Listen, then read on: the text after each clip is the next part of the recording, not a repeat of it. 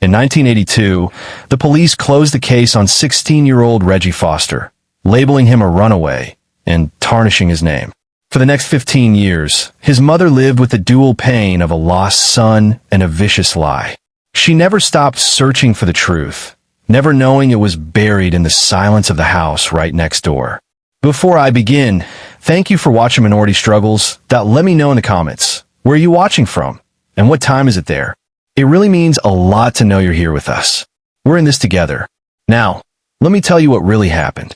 The tragedy of Saturday, October 23rd, 1982, wasn't that it began with an omen, but that it didn't. For 16-year-old Reggie Foster, it was just a normal morning. He sat at the kitchen table in their small house in Tarboro, North Carolina, the smell of sizzling bacon and percolating coffee filling the air. A well-worn copy of The Invisible Man was open beside his plate, his long legs stretched out, already threatening to outgrow the cozy space.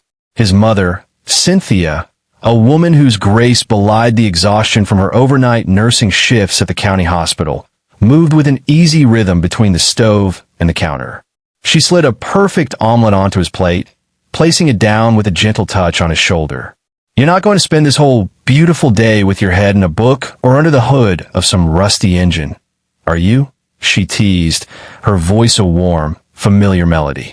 Reggie looked up, his eyes, so like his mother's, bright with intelligence and a touch of mischief. Got to mama. Mr. Henderson at the garage said that 72 Monte Carlo is calling my name. He's holding it for me, but another $200 and it's mine. I can almost smell the vinyl seats. Cynthia smiled, pouring herself a cup of coffee. The car was more than just a car. They both knew it. It was the chariot that would carry him to his future. It was the tangible proof of his hard work, a symbol of the freedom that lay just beyond the horizon of their small town. That car is your ride to community college, Reginald, she reminded him, her tone soft but firm. That's the prize. Electrical engineering. Don't you forget it. I won't, he said, and she knew he meant it. He was a good boy, a brilliant boy. But as he grew from a child into a young man, she saw a new fire in him, a quiet, unyielding sense of his own worth that, in this place at this time, felt as dangerous as it was necessary. She had raised him to be proud, but she had also tried to teach him the grim calculus of survival, when to stand tall and when to bow your head. It was a lesson she prayed he would never have to use. Later that afternoon, the crisp autumn air was filled with the soulful sounds of Sam Cooke crooning from a small portable radio. Reggie was in his front yard, his hands, already skilled and confident, expertly diagnosing the sputtering engine of a neighbor's lawnmower. He was lost in the work, his mind tracing the flow of fuel and air, a pleasant grease stain already marking his cheek. The screen door of the house next door creaked open.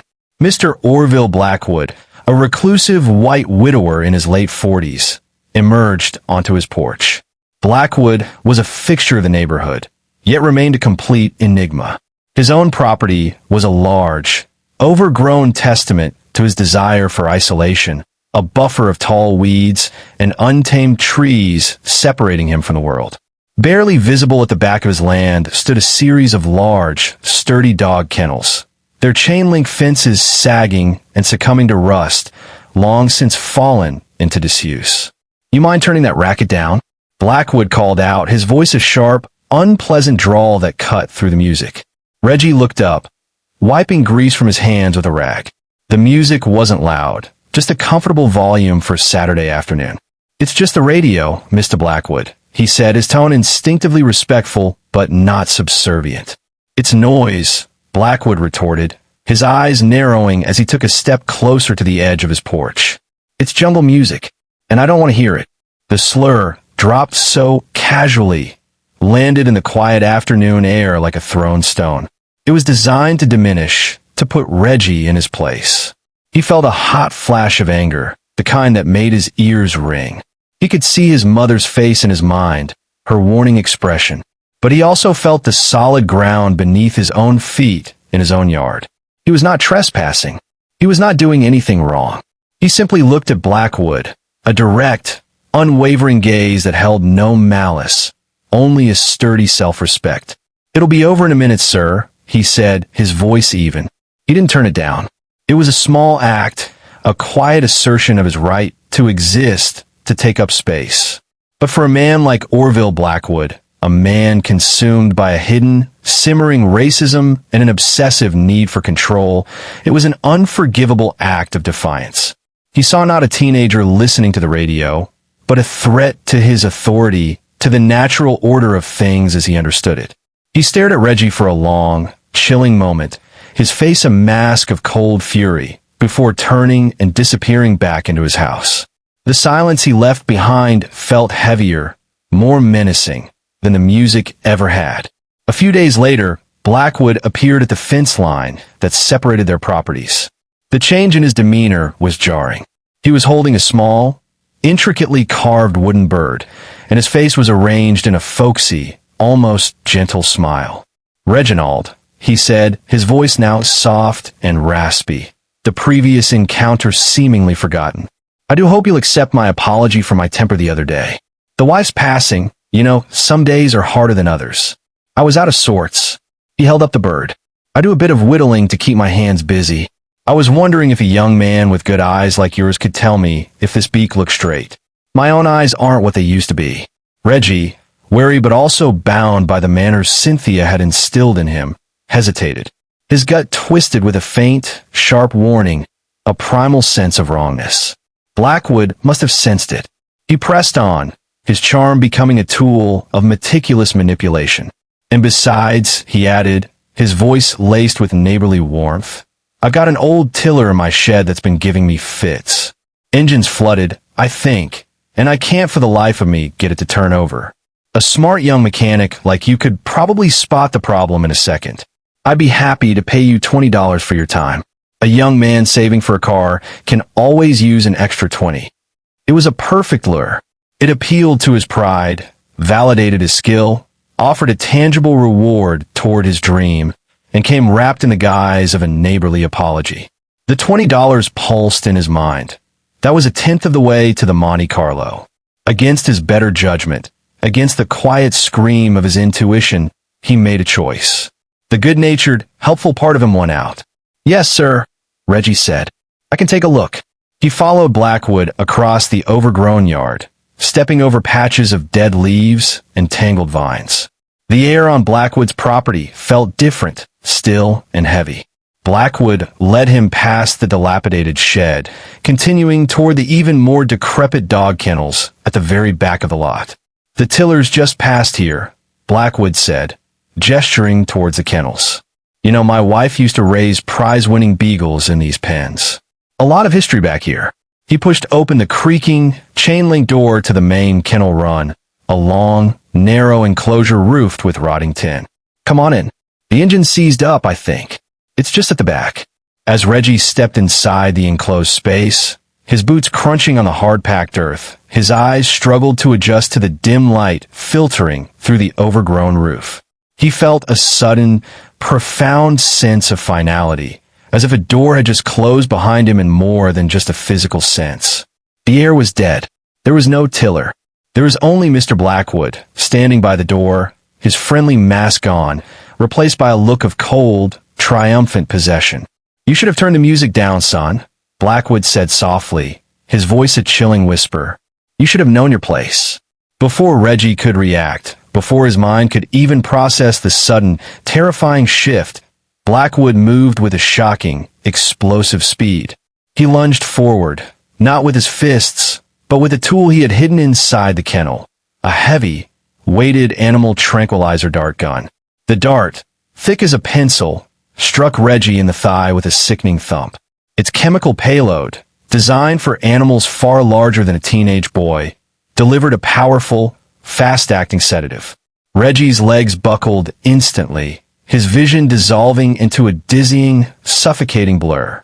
His last conscious thought was of the cold, hard-packed earth of the kennel floor rising up to meet him. He had walked across a fence line into a neighbor's yard. He had woken up in a monster's cage. The Edgecombe County Sheriff's Department in 1982 smelled of stale coffee, damp wool, and indifference. When Cynthia Foster, her face a mask of frantic, sleepless terror, pushed through the doors, she entered a world that was not built to help her.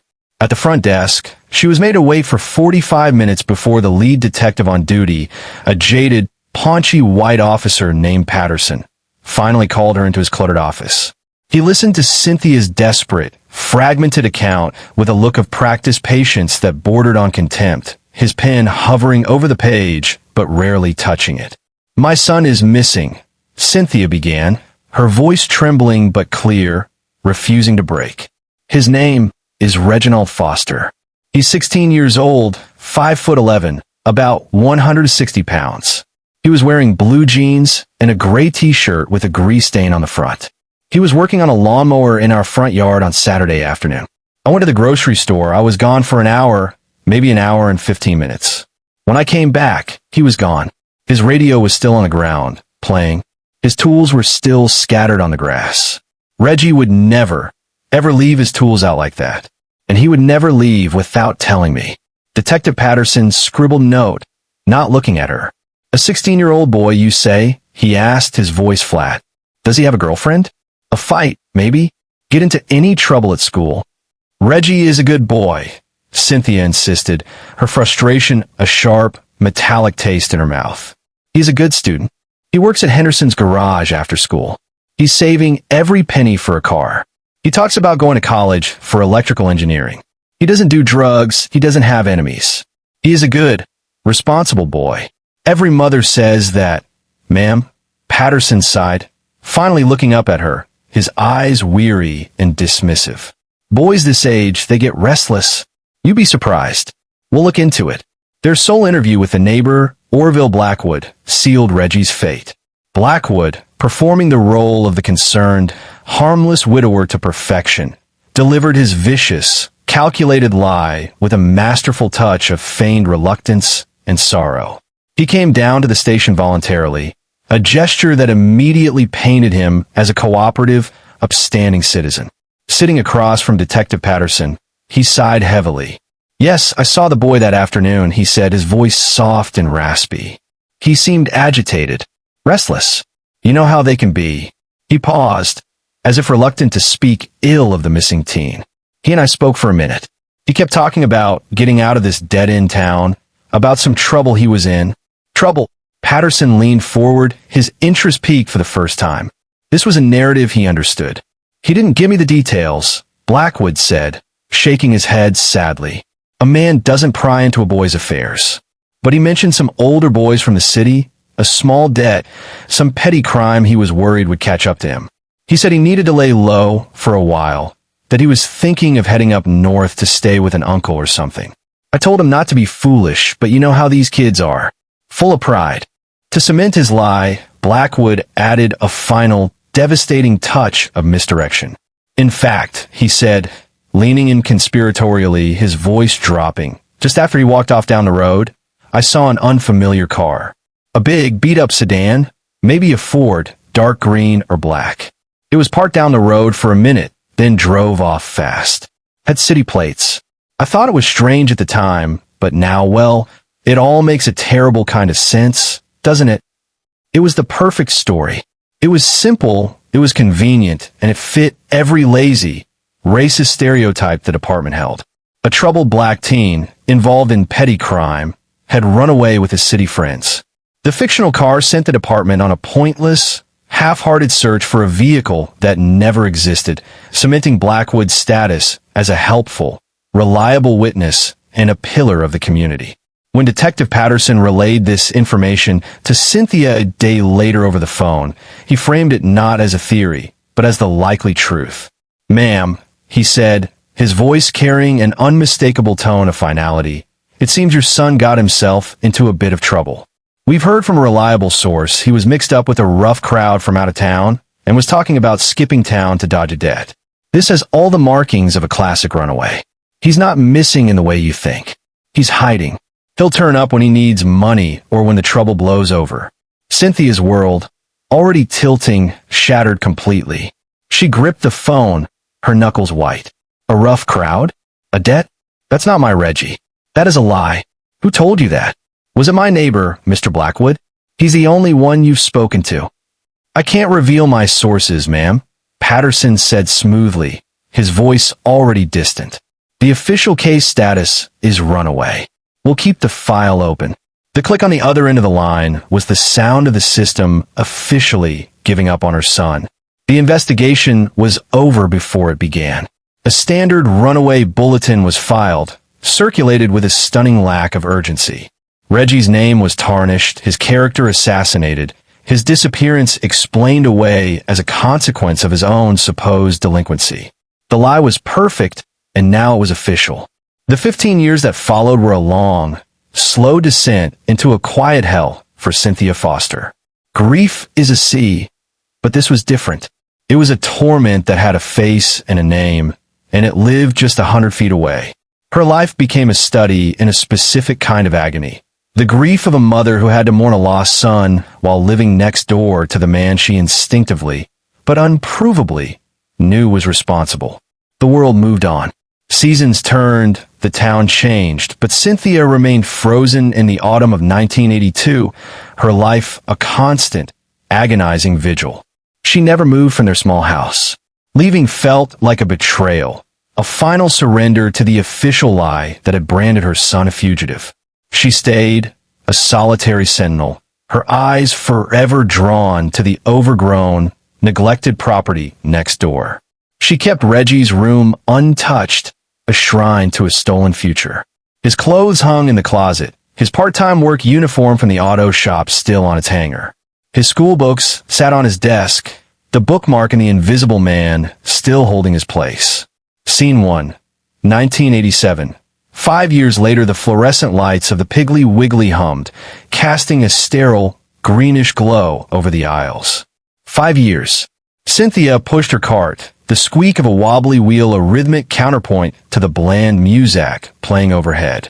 She was in the canned goods aisle, comparing the prices on green beans, when a familiar, dreaded figure turned the corner, pushing a cart of his own. It was Orville Blackwood. Her breath caught in her throat.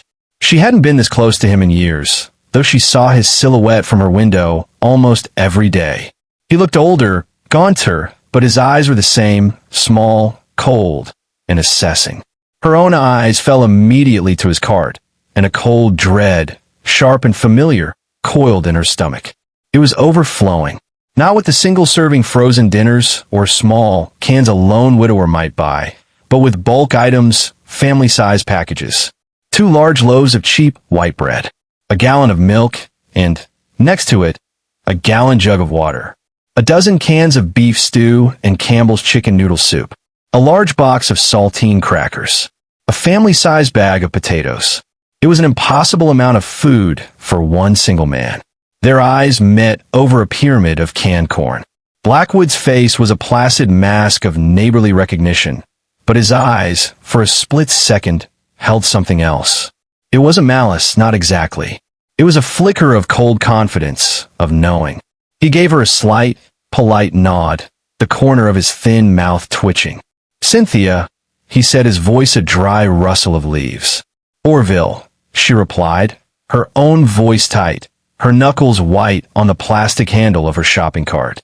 Her mind raced, a torrent of silent, screaming words. "Say something. Say it now. Ask him who he's buying all that food for. Ask him what he does in his backyard every single day when he walks to those rotting kennels. Tell him you know he's a liar. Tell him you know he has your son." But the words died in her throat, choked by 5 years of official dismissal and the suffocating certainty that no one would believe her. What proof did she have? A grocery cart full of food? A gut feeling that was so powerful it felt like a physical organ in her body? They would call her hysterical, the grieving mother lost in paranoia. They had before. Powerless, she just watched as he pushed his cart toward the checkout, a monster buying provisions on a Tuesday afternoon. As she stood frozen in the aisle, she realized the truth. Her suspicion wasn't just a feeling. It was the only thing connecting her to her son. It was all she had left. Scene 2, 1992, 10 years later, darkness. For 10 years, darkness had been the beginning and the end of everything. Not a complete blackness, but a thick, soupy gloom, occasionally punctuated by the sickly yellow glow of a single, low-wattage bug light encased in a wire cage on the ceiling.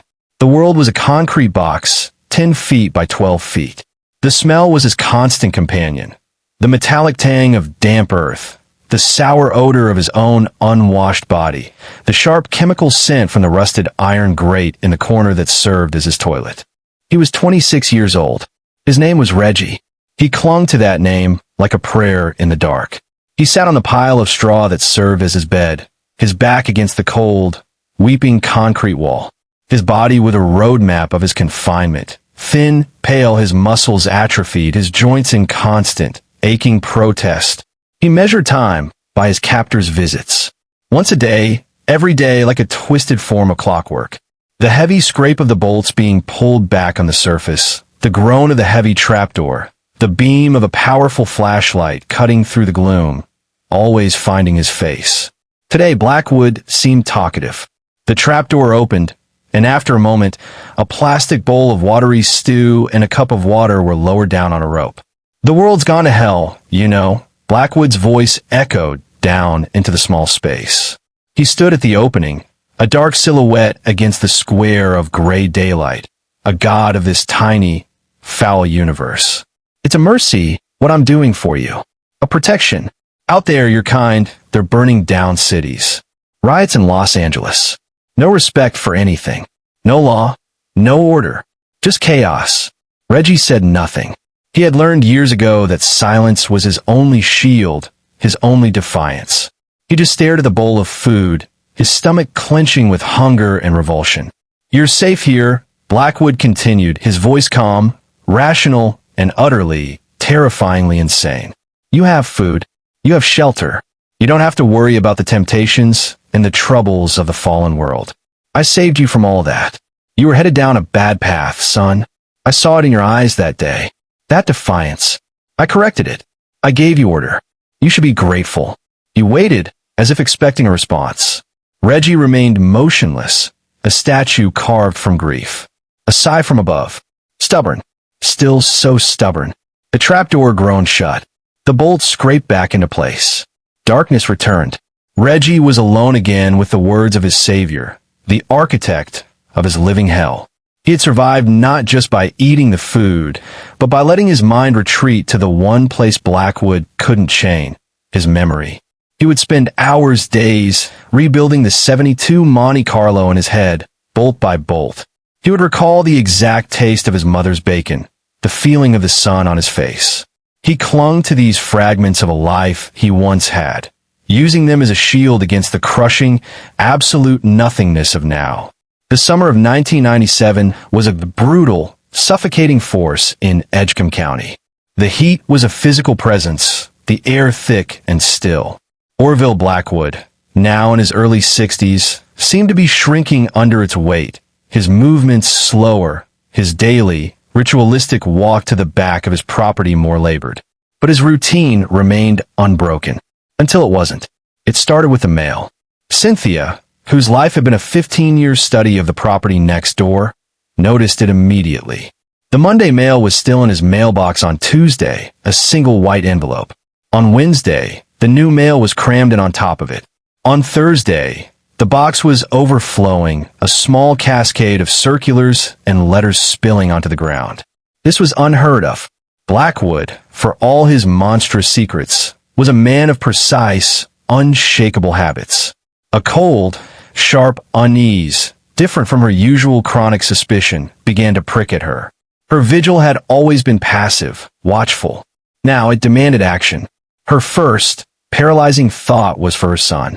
If something has happened to Blackwood, what would happen to the person, the secret he kept in the back of his property? The thought was so horrifying it almost stopped her heart. Alone in the dark. No food. No water. She had to act. But she couldn't call the police and say, "My neighbor I've been suspecting of kidnapping my son for 15 years hasn't picked up his mail." They would dismiss her as the town's resident hysterical woman. She needed a reason, a plausible one, an act of unimpeachable neighborly concern. She picked up the phone, her hand trembling, and dialed the county's non-emergency line. "Hello," she began, her voice carefully modulated to betray none of the frantic terror in her heart. "My name is Cynthia Foster. I live at 121 Pine Road. I'm calling about my next-door neighbor, Mr. Orville Blackwood, at number 123. He's an elderly man, lives alone, and I haven't seen him in several days. His mail is piling up. With this awful heat, I'm terribly worried he may have had a fall or a medical emergency." It was the perfect compassionate lie. A wellness check. 2 hours later, a county sheriff's patrol car pulled up. A young deputy, who wasn't even born when Reggie disappeared, knocked on Blackwood's front door. He knocked again, louder this time. "Sheriff's Department. Mr. Blackwood." No answer. He peered through the grimy windows. He walked the perimeter of the house. He called for his supervisor. Following procedure for a potential medical emergency involving a vulnerable, elderly resident, they made the decision to force entry. The front door gave way with a splintering crack of dry wood. The officers entered, calling out, "Sheriff's Department." They found him in his living room, a space filled with dusty furniture and the sour smell of sickness. He had suffered a massive, incapacitating stroke. He was alive, but only just, lying helpless on the floor where he had fallen 3 days prior, his eyes open and staring, his body unable to respond to the commands of his ruined mind. The scene immediately became a medical emergency. Paramedics were called, and Blackwood was carefully stabilized and transported to the hospital, his long, secret reign of terror, by a simple, biological failure. As the ambulance pulled away, its siren silent, one of the deputies, a young officer named Evans, began a standard sweep of the property to ensure it was secure before being sealed. He walked through the overgrown backyard, his eyes scanning the dilapidated outbuildings.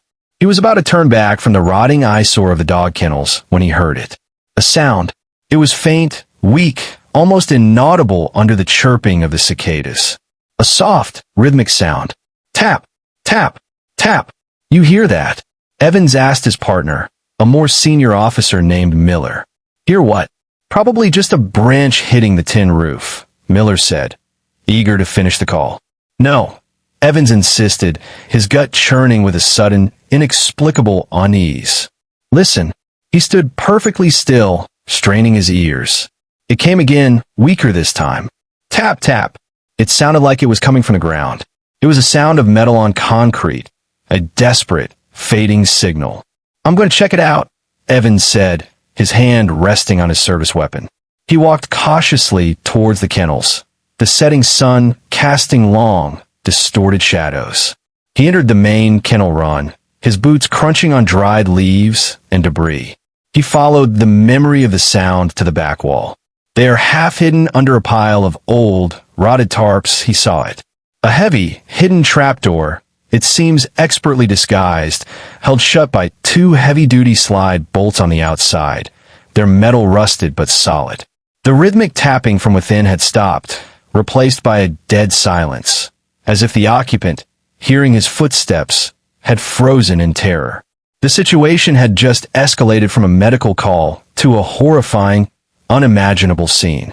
He radioed for backup and detectives, his voice tight with a tension he had never before experienced. "Get someone down here now," he said, his voice cracking slightly. "I'm at the kennels at the back of the property. I think I found something." The discovery of the hidden trapdoor turned the quiet suburban street into the epicenter of a major police investigation. Detective Isaac Bell, a seasoned investigator from the state's cold case unit, arrived on the scene, his mind racing. He was a man who had heard the rumors of the old Foster case for years. Now it had exploded back to life with a horrifying, unbelievable twist. The process of opening the trapdoor was agonizingly slow and deliberate. The bolts were rusted tight, requiring heavy bolt cutters that screeched in protest. The air was thick with a dreadful anticipation. Finally, with a loud, groaning snap of metal, the bolts gave way. 2 officers, grunting with effort, lifted the heavy wooden door, revealing a dark, square opening into the earth. A wave of foul, stagnant air, the concentrated smell of 15 years of human confinement, of sweat, waste, and profound neglect, washed over them, so powerful it made seasoned officers recoil and gag. Detective Bell, his face grim, shone his powerful flashlight into the abyss. The beam cut through the darkness, illuminating a scene of pure, unadulterated horror. It was a small, concrete-lined cellar, a cage. The floor was bare, sloped concrete, perpetually damp. In one corner, there was no mattress, just a pile of yellowed, molding straw. A rusted iron grate over a crude drain in the opposite corner served as a toilet. The only light source was a single, low-wattage bug light in a wire cage on the ceiling, currently unlit. And huddled in the far corner, on the molding straw, was a figure. A man. He was emaciated, his skin an unnatural, fish-belly pale, his hair and beard long and matted into filthy clumps. He was clad in rags that might have once been a t-shirt and pants. And leading from a thick cuff on his ankle to a massive, industrial anchor bolt sunk into the concrete floor was a heavy, rust-pitted chain. The figure flinched violently from the flashlight beam, throwing a skeletal arm over his face and letting out a low, guttural sound of fear, like a cornered animal. "My God," one of the officers whispered, his voice trembling. Detective Bell knelt at the edge of the opening, his heart pounding in his chest, his professional composure shredded. He kept his voice gentle, low, and steady. "It's okay," he said. "It's okay. We're the police. We're here to help you. What's your name?" The man didn't respond. He just stared, his eyes wide with a terror that seemed ancient, a terror that had been his only companion for more than 5,000 days. A specialized rescue team was called in. They carefully descended into the cellar, speaking in low, calming tones, but the man, the victim, was terrified, reacting to their presence with panicked, feral movements. It took them nearly an hour to calm him enough to get close, to use heavy cutters on the chain that had bound him to the floor for a decade and a half. He was brought out into the world on a gurney, wrapped in blankets, his eyes blinking painfully against a twilight sky he hadn't seen since he was a teenager. The paramedics rushed him to the hospital, a living ghost pulled from a tomb. Later that evening, Detective Bell sat with Cynthia Foster in a quiet, sterile room at the hospital. The man they had found, he explained, was severely malnourished and psychologically traumatized, but he was alive. And through dental records from 1982, they had made a positive identification. "Cynthia," Detective Bell said gently, his own voice thick with emotion he couldn't suppress. "The man we found in that cellar, it's your son. It's Reginald Foster." Cynthia broke down, a wave of sobbing so profound it seemed to come from the very depths of her soul. It was a sound of unimaginable grief, but also of a staggering, impossible relief. He was alive. Her Reggie was alive. The 15-year vigil was over. But as the initial shock began to recede, a new, more horrifying reality began to set in. The son she had lost was a 16-year-old boy, full of life and dreams. The man they had found was a 31-year-old ghost, a survivor of a horror she could barely begin to comprehend. The rescue of Reggie Foster was a 9-day wonder in the national news, a story of almost unbelievable horror and miraculous survival. But after the headlines faded and the news vans drove away, the long, arduous, and heartbreaking reality of his aftermath began. The reunion Cynthia had dreamed of for 15 years was a landscape of profound and complex pain. The first time she was allowed into his hospital room, she found him huddled in the corner, trying to make himself small, terrified by the brightness of the lights and the steady, rhythmic beep of the heart monitor. "Reggie," she whispered from the doorway, her heart aching with a love so fierce it was a physical pain. "Reggie, it's Mama. It's me." He looked at her, his eyes wide with a fear that held no recognition. He saw a stranger, another new person in a world that was an assault on his senses. This 31-year-old man was a stranger to her, too, his body that of an adult, but his mind a fractured mosaic of a lost childhood and a decade and a half of absolute terror and isolation. Orville Blackwood, the architect of this nightmare, never faced a trial. He remained a prisoner in his own broken body, unable to speak, unable to form coherent thoughts. He was confined to a secure state medical facility, where he died less than a year later. His full, monstrous motivations and the precise details of his daily crimes locked away forever behind his vacant eyes. For Cynthia, this was the first bitter pill of a very incomplete justice. The confrontation she had yearned for, a moment to demand why from the man who had stolen her son, finally came a few months after the rescue, before his death. Detective Bell arranged a supervised visit.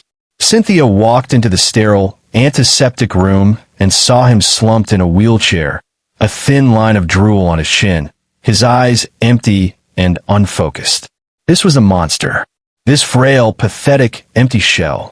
She sat in the chair opposite him, her hands clenched in her lap, trembling with the force of 15 years of suppressed rage. "Do you know who I am?" she asked, her voice shaking. "I'm Cynthia Foster. I was your neighbor. You took my son. You took my Reggie." Blackwood just stared, a faint, gurgling sound rattling in his throat. "Why?" she demanded, the single word a sob, the tears she had held back for so long now streaming down her face. "Why did you do it? He was just a boy. He was my baby. He never did anything to you. He was just listening to his music." "What?" She screamed the question at him, her voice raw with a pain that filled the small room. But there was no answer, no confession, no remorse, only the vacant stare of a man whose own mind had become a prison, his evil now inaccessible, protected by a final, biological cruelty. Cynthia left that room with the horrifying realization that she would never get the answer. The why would remain Blackwood's final, silent secret. 2 years later, the story ends not with a triumphant recovery, but with a quiet, daily struggle. Reggie, now 33, sits in a sunlit room Cynthia had built for him in their backyard, a place of peace and quiet control. It is an art therapy session. His therapist, a kind woman with a soft voice, has asked him to draw a memory from his childhood. A happy one. His hand, holding a piece of charcoal, shakes. He remembers the sun. He remembers the smell of bacon. He remembers his mother's smile. But the other memories, the dark ones, are stronger. They're always there, waiting. He starts to draw the shape of a car, the 72 Monte Carlo. But the lines warp, becoming the hard edges of a box. He draws bars on the door. He presses the charcoal so hard against the paper that it snaps, the sound loud in the quiet room. A single tear, hot and silent, rolls down his cheek and falls onto the page, smudging the dark lines. He survived, but he will never be the man he was supposed to become. He cannot hold a job. He is terrified of crowds. The ghosts of the cage will walk with him forever. Cynthia, now an elderly woman with lines of grief etched permanently onto her face, sits on her porch, watching him through the studio window. Her life is not the one she had imagined, but it is one filled with a fierce, profound purpose. She got her son back. Not whole, not the boy she lost, but alive. And in a world that had tried so hard to erase him, first with a lie and then with a cage, that survival, that quiet, daily, agonizing survival, was a quiet, powerful, and miraculous victory. Justice was not a courtroom verdict. It was the simple, daily act of a mother's love, patiently helping her son find his way back to the light.